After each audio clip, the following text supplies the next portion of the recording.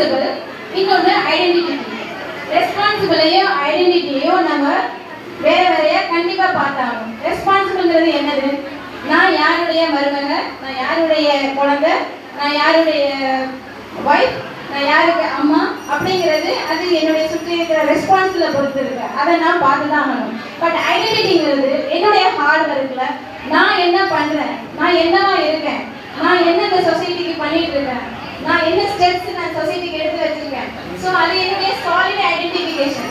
So ஒவ்வொரு உமனும் identifications வந்து உங்களுடைய ஹார்ட் ஒர்க்னால மட்டும்தான் சக்சீட் பண்ண முடியும். ஸோ ரெஸ்பான்சிபிளையும் ஐடென்டிட்டியையும் நீங்க மிக்ஸ் பண்ணக்கூடாது. Responsible always responsible. அது அந்த ரெஸ்பான்சிபிள் வந்து ஒரு டைம்க்கு அப்புறம் சேஞ்சஸ் ஆகும். பையன் வந்து நர்சரியில் இருக்கும்போது தட் கைண்ட்ஸ் ஆஃப் ரெஸ்பான்சிபிள், அது அதோட முடியும். அப்புறம் 10th 12th அதுக்கப்புறம் அவங்களுக்கு ஒரு பென்சிலுக்கும் பறந்துருவாங்க. நம்ம பேக் போனால் தட்டி கொடுத்து நம்ம இருக்கும்னு சொல்லிட்டே இருப்போம். ஆனால் ஐடென்டிட்டிங்கிறது நம்மளுடைய ஹார்ட் ஒர்க்கில் ஒரு வாட்டி பில்ட் ஆயிடுச்சுன்னா நம்ம இந்த மண்ணை விட்டு போகிற வரைக்கும் அந்த ஐடென்டிட்டி கண்டிப்பாக இருக்கும்னு நினைக்கிறேன்.